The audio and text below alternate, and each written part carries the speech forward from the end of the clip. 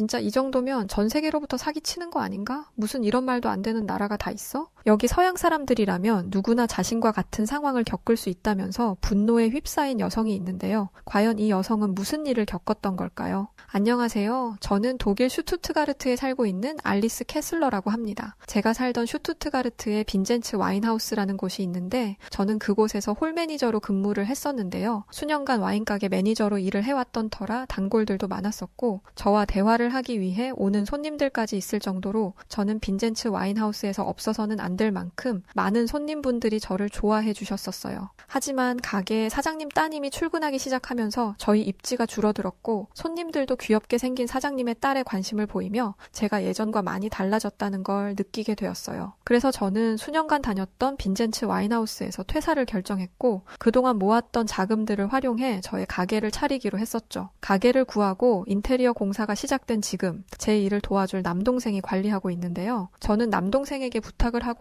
갑작스럽게 여행을 떠나게 되는데 이유는 단순했어요. 유럽인이지만 늘 유럽이 아닌 아시아 국가에 대한 관심이 많았었고 가게를 시작하면 여행 갈 수 있는 시간적 여유가 없을 것으로 생각돼서 인테리어 공사를 하는 동안 공사 관리를 남동생에게 맡기고 저는 한 달간의 긴 아시아 여행을 떠나기로 한 것입니다. 그런데 저의 이런 선택이 저에게 큰 시련을 가져다 줄 거라고는 정말 상상하지도 못했었어요. 제가 야심차게 떠난 곳은 중국인데요. 많고 많은 아시아 국가들 중에 왜 하필 중국으로 떠났는지는 지금부터 제가 하는 이야기들을 들어본다면 왜 그럴 수밖에 없었는지 이해가 가실 거라고 생각해요. 전에는 정말 까맣게 모르고 있던 내용들이었는데 저만 알아서는 안 된다고 생각했어요. 중국은 1997년도부터 구글과 같은 미국 인터넷 서비스를 원천 차단하기 시작했어요. 미국 인터넷 사용을 규제하고 정보 흐름을 통제하기 위해서 그레이트 방화벽을 운영하고 있는데요. 이 방화벽은 외부 웹사이트 접속하는 것을 차단하고 혹은 중국 정부가 원하지 않는 정보나 콘텐츠들을 막는 역할을 합니다. 그래서 중국인들은 이런 정부의 인터넷 규제 때문인지 해외 각국의 상황을 잘 모르는 까막눈들이 많이 있습니다. 실제로 중국에서 중국 사람들을 만나보면서 눈으로 정말 확인한 거예요. 그런데 중국의 젊은 사람들은 VPN을 우회하여 유튜브를 이용하기도 하는데요. 중국에서 유튜브를 하다가 적발되면 중국 정부로부터 처벌을 받는다는 거예요. 그런데 뒤늦게 알고 보니 황당하게도 이런 중국은 이런 VPN 이용권을 돈을 받고 판다는 것이었죠. 중국은 유튜브를 차단하는데 중국에는 굉장히 많은 구독자를 보유한 유튜버들이 몇몇 있습니다. 이 중국 유튜버들은 특이한 특징이 있는데요. 바로 중국인들을 대상으로 영상을 제작하지 않는다는 점이 달라요. 중국 정부에서 유튜브를 제한하고 있기 때문에 굳이 자국민들을 상대로 영상을 만들 필요가 없는 거죠. 자국민들을 상대로 하는 영상 콘텐츠라면 중국 내에 있는 어플이나 동영상 사이트에 올려야 중국인들이 볼 수 있는 거니까요. 그럼 이들은 대체 무슨 영상들을 만드는 걸까요? 구독자가 1200만 명에 이르는 중국 1위 유튜버 리츠치라는 중국인이 있어요. 이 중국인 여성은 어떻게 정부의 유튜브 규제에서도 자유롭게 채널을 운영할 수 있었을까요? 자신이 만든 콘텐츠를 혼자서만 보는 것이 아깝다는 생각에 채널을 만들어 영상을 올렸다고 하는데 사실 말도 안 되는 소리죠. 유튜브를 하다가 적발되면 처벌을 받게 되니까요. 하지만 그녀가 유튜브에 진출하기 바로 전년도인 2017년에 회사와 계약을 맺었습니다. 영상의 퀄리티를 보면 절대 혼자서 만들어낼 수 있는 퀄리티의 영상이 아니에요. 이 말은 즉 개인의 채널이 아니란 이야기죠. 중국 정부에서 일부러 밀어주고 있는 것입니다. 그녀는 현재 중국 공청단 산하 중국 농촌 청년 리더 협회에 소속되어 있고 2020년도에는 자신들의 소수민족인 조선족의 전통 음식이라면서 김장을 담그고 있는 연출을 하기도 했습니다. 김치가 한국의 전통 음식이 아닌 중국에서 유래되었다는 거짓된 콘텐츠를 배포하는 것이죠. 이 밖에도 중국의 전서소가라는 유튜버는 현재 700만 명에 이르는 유튜브 구독자를 보유한 중국 유튜브 크리에이터인데요. 전서소가라는 중국인 여성은 애초부터 스촨성 우수 공산주의 청년단원으로 한국의 쌈문화를 중국 거라고 주장했던 인물이에요. 한국 음식 문화인 쌈문화를 중국이 원조라며 만들었던 콘텐츠 하나로 중국에서 우수 공산주의 청년단원상을 받기도 합니다. 그래서 해외 각국에 퍼져 있는 중국에 대한 영상들은 늘 평화롭고 발전된 중국을 가리키고 있는 콘텐츠가 많고 또한 중국을 아름답게 보일 수 있는 영상들이 줄을 이루고 있는데요. 있는데요. 실제로 동남아와 같은 경우는 중국 미디어가 굉장히 잘 먹히고 있는 게 맞고, 또한 서양에는 신비로운 동양의 자연경관들을 주제로 어필하기 시작하니 서양 사람들조차 중국이 언론에서 보는 것과 같이 미국 다음의 경제대국으로 불리며 굉장히 성장한 발전된 나라로 인식하는 경우가 많습니다. 또한 홍콩의 시위 등이나 중국을 비난하는 뉴스 혹은 자국의 비참한 모습을 담은 내용들이 조금이라도 담겨 있다면 심의라고 할 것도 없이 그 자리에서 가차없이 삭제되고 채널은 먼지 속으로 사라져버리는데, 우연하게 드라마가 되었든 소설이 되었든 유튜브 영상이 되었든 중국의 기술력과 발전된 모습들을 보이고 있는 채널이 있다면 100% 중국의 공산당들이 조직적으로 영상을 만들어 해외로 내보내고 있는 것이라고 보면 된다고 생각하면 돼요. 지금은 모든 사실을 다 알게 되었지만 지난날 제가 이런 것에 완전히 속아서 중국을 갔다가 너무 충격적인 중국을 실제로 눈앞에서 마주하고 엄청 후회하게 되는 일이 있었어요. 저는 정말 인터넷에 나오고 있는 중국의 모습들이 중국 공산당이 만든 선전용인 줄 모르고 속아 중국을 찾아갔다가 크게 혼쭐이 나고 말았었어요. 제가 아시아의 다른 국가인 한국과 일본과 같은 나라를 배제하고 중국을 찾았던 결정적인 이유는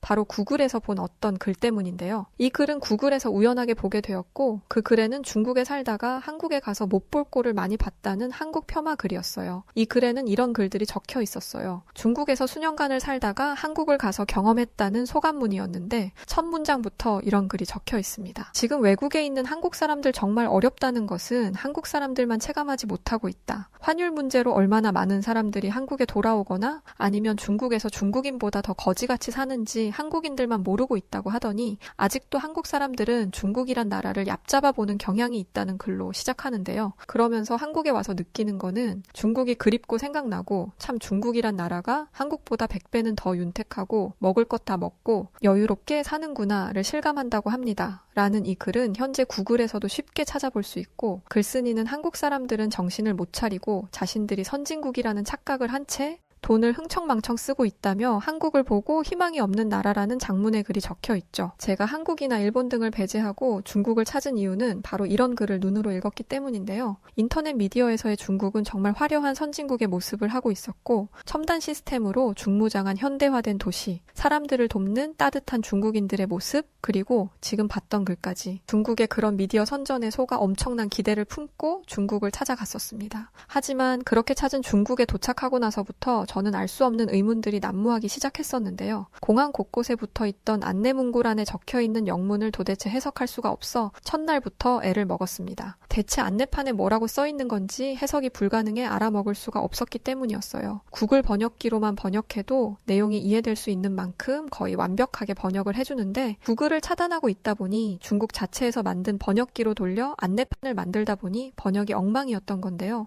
13억 명의 인구를 가진 국가가 다른 해외 사람들이 많이 오가는 공공기관인 공항의 안내문조차 이따위로 번역을 해놓았을까 싶었는데요. 얼마나 영어를 못하기에 공무원의 수준이 이 정도인 건지 공항에 발을 들이자마자 느낌이 좋지 않았습니다. 공항에서도 반나절 이상 발이 묶이는 터에 밖을 빠져나오는데도 정말 힘들었었어요. 공항에 도착하고 여권을 보여줬더니 중국인 공항 직원은 다짜고짜 저를 따라오라며 어딘가로 데려갔고, 어떤 방안으로 끌려 들어간 저는 그 안에서 아무런 통보나 이야기도 듣지 못한 채 2시간 가까이를 있어야 했었는데요. 그렇게 한참을 기다린 끝에 중국 공항 직원이 들어와서는 다시 나가라고 하는 거였는데, 나를 대체 왜 이곳에 데려왔고 이곳에서 내가 왜 2시간 가까이를 기다려야 했는지 그 어떤 이야기도 들을 수 없었습니다. 공항에서부터 인터넷에서 보던 중국의 모습과 너무 달라서 당황해 했었는데, 도착한 중국의 곳곳은 저를 더욱 충격에 빠뜨리고 말았었는데요. 도착한 중국의 거리에는 많은 중국인들이 돌아다녔는데 하도 중국인들이 담배들을 피우고 다녀서 평소 담배 냄새를 싫어하던 저는 중국인들이 피우는 담배 냄새 때문에 머리가 어지러울 정도였어요. 실제로 길거리에는 사람들이 돌아다니든 말든 남녀노소를 불문하고 입에 담배를 물고 다니는 중국인들이 많았고, 야외는 그렇다고 치더라도 심지어 엘리베이터 안에서 피우는 사람들도 있더라고요. 인터넷에서 시민의식이 선진국 수준에 있는 중국인들은 타인에게 피해를 주는 행위를 일절하지 않다는 것이 완전한 거짓이었던 거죠. 저녁에는 말할 것도 없고 낮에서 길거리는 곳곳에 술에 취해 쓰러진 젊은 여성들을 쉽게 발견할 수 있었고, 또한 차들이 도로에 있건 말건 무단횡단하는 중국인들을 쉽게 볼 수 있었으며, 길에는 먹다 버린 쓰레기들이 나뒹굴었는데요. 과연 이게 대체 인터넷에서 봤던 선진국이라던 중국의 모습이 맞는 건지 도대체가 이해할 수 없는 중국인들의 습성에 기가 막힐 노릇이었는데요. 하지만 저를 더 충격에 빠뜨리고 말았던 일들도 있었습니다. 어느 날은 중국의 한 골목길을 걷다가 저 멀리 중국인 여성분이 걸어오고 있었는데,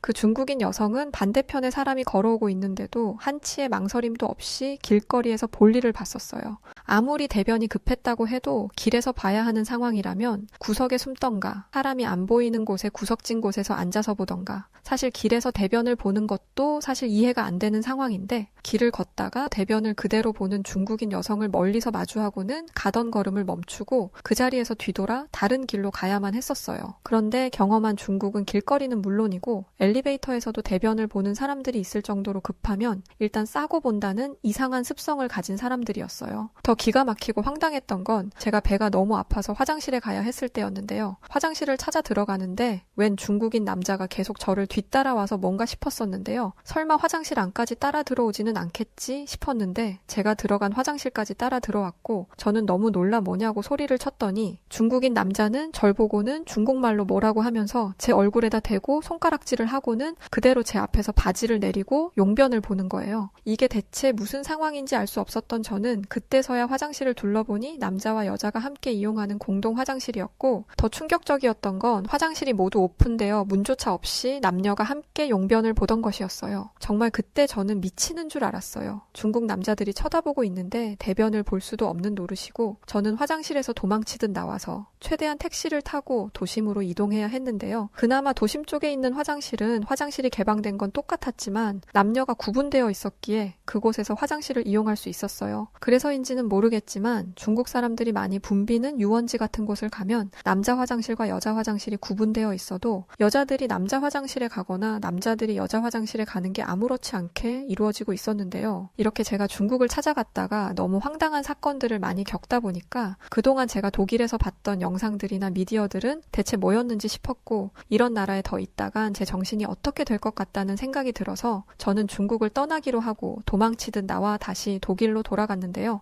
아시아 국가에 대한 좋은 시선들을 가지고 있었던 저는 중국을 경험한 이후부터 아시아라면 정말 치를 떨었을 정도로 싫어하게 되었어요. 그런데 새롭게 오픈한 와인 가게에서 함께 일하던 저의 남동생이 웬 아시아 여자를 데리고 와서는 결혼하겠다고 말한 적이 있어요. 저는 여자친구라면서 호기롭게 데려온 남동생을 밖으로 불러 정말 온갖 욕을 다하며 미쳤냐면서 하필 만나도 아시아 여자를 만나냐면서 엄청 분노했었는데요. 제가 남동생에게 더 화를 냈던 건 분명 제가 중국에서 말도 안 되는 경험들을 했던 걸 뻔히 남동생에게 모두 이야기해줬었는데도 불구하고 저에게 아시아 여자를 소개를 해주고 있으니 정말 기가 찰 노릇이었던 거죠. 남동생은 자신의 여자친구는 중국인 여성이 아니라 한국인 여성이라면서 오해하지 말라고 했지만, 한국이나 중국이나 다 같은 아시아 국가인데 나라가 다르면 틀리냐면서 당장 헤어지라고 말하며 남동생에게 단호하게 교제하는 걸 반대했었어요. 하지만 남동생은 저의 이런 반대에도 끝끝내 만남을 이어갔고, 헤어지지 못하겠다면 내 앞에 나타나지도 말고 더 이상 와인 가게에도 오지 말라면서 남동생을 밀어냈는데요. 그 이후로 저는 남동생을 만날 수가 없었는데,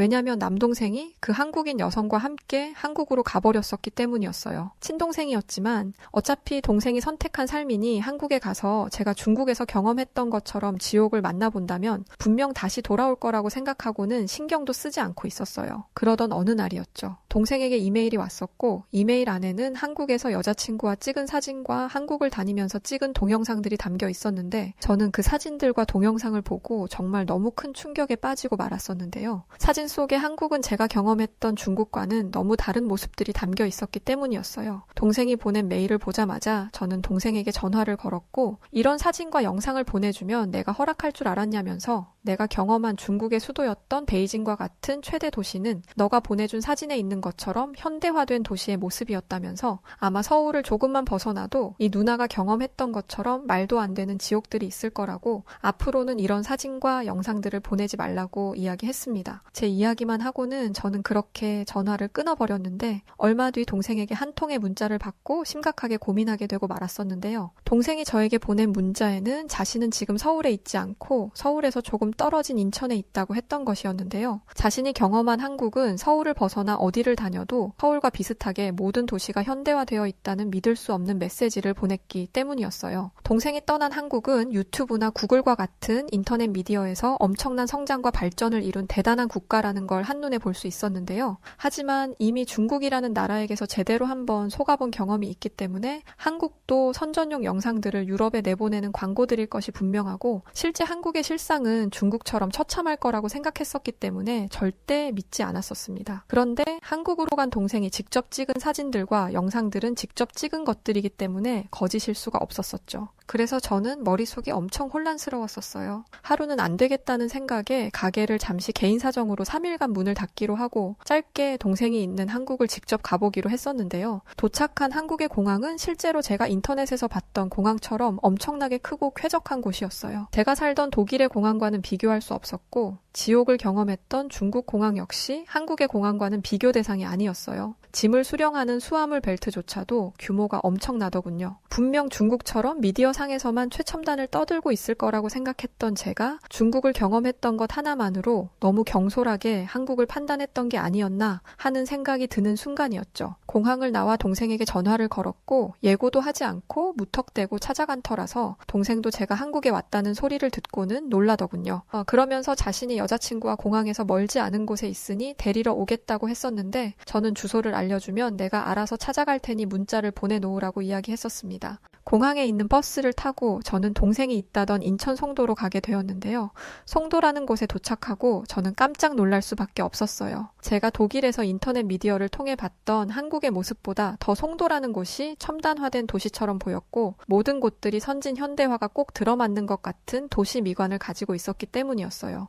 또한 도시 곳곳은 나무랄 곳이 한 군데도 없을 만큼 깨끗한 환경을 가지고 있었고 중국인들과는 완전히 다른 한국 사람들의 여유 있고 편안한 모습들은 물론 강아지와 함께 산책하는 사람부터 어린 자녀와 함께 공원을 뛰어노는 정겨운 모습들까지 제가 경험했던 지옥 같은 중국의 모습과는 완전히 달랐었어요. 그 와중에 제가 더욱 신기해하면서 놀라웠던 건 송도 중앙을 통과하고 있는 깨끗한 강이 있었기 때문인데요. 제가 인터넷으로 찾은 한국은 강이라고 하면 한강 이외에는 다른 강은 볼 수 없었는데 인천 송도라는 곳에는 사실 독일에서 유명한 라인 강보다 더 쾌적했던 강이 흐르고 있었는데요. 송도에 있던 강은 현대화된 도시와 딱 어울릴 정도로 그 미관과 강을 중심으로 있던 다양한 레저 스포츠 시설들과 잔잔하게 흐르는 강 위를 다니는 보트들까지 제가 중국을 만나기 전 아시아 국가를 선망했었던 이유를 그대로 담고 있는 것 같아서 저는 한눈에 반할 수밖에 없었어요. 공원에서 시선을 떼지 못한 채 얼마 있었을 무렵 친동생과 친동생의 여자친구가 왔었고 동생과 여자친구에게 정말 너무 아름다운 강이라면서 나는 한국의 한강 말고도 이렇게 멋진 강이 있는 줄 몰랐다고 했더니 그 이야기를 들은 남동생 한국인 여자친구는 저에게 정말 충격적인 이야기를 해주었었는데요.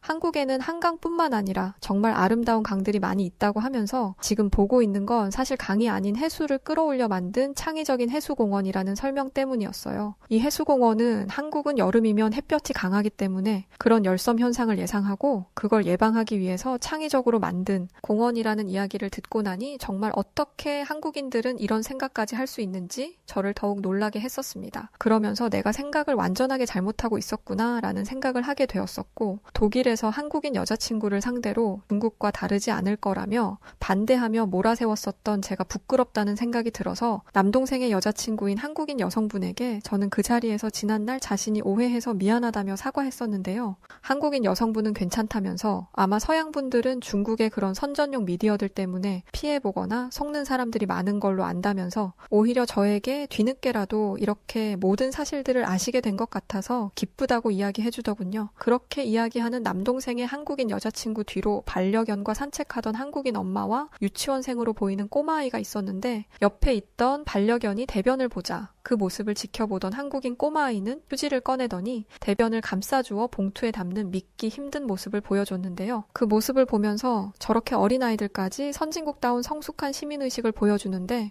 다 큰 중국의 성인 여성이 길을 가다 말고 길에 대변을 봤던 모습들이 교차되면서 참 같은 아시아 국가지만 이렇게 다를 수 있는 걸까라는 생각이 들면서 한국의 선진 문화에 놀라움을 금치 못했습니다. 독일에서 지금 와인바를 혼자 운영하고 있는데요. 동생은 그때 만났던 한국인 여자친구와 결혼을 준비 중에 있었기 때문에 잠시 혼자서 와인 가게를 운영했기 때문이에요. 하지만 결혼식을 독일과 한국 두 군데 모두에서 치를 예정이라서 본의 아니게 저는 또 한 번 동생의 결혼식에 참석하기 위해서 한국을 가야 하는데요. 제가 결혼식을 하는 것도 아닌데 전 단지 한국을 다시 갈 수 있는 기회가 생겼다는 것 자체만으로도 너무 좋아서 요즘은 제가 운영하는 와인 가게에도 한국 노래를 틀어놓고 운영할 정도로 한국이라는 나라를 좋아하게 되었습니다. 자, 오늘은 서양에 퍼져 있는 중국의 선전에 속아 생지옥 같았던 중국을 경험했던 알리스 캐슬러 씨의 이야기를 담은 사연이었습니다. 오늘 사연 어떻게 들으셨나요? 오늘의 사연이 마음에 드셨다면 구독과 좋아요 눌러주시고요. 구독과 좋아요는 해외 다양한 감동적인 사연들을 소개해드릴 수 있는 힘이 됩니다. 그럼 지금까지 여우튜브 송은지였고요. 끝까지 시청해주신 모든 분들 감사합니다.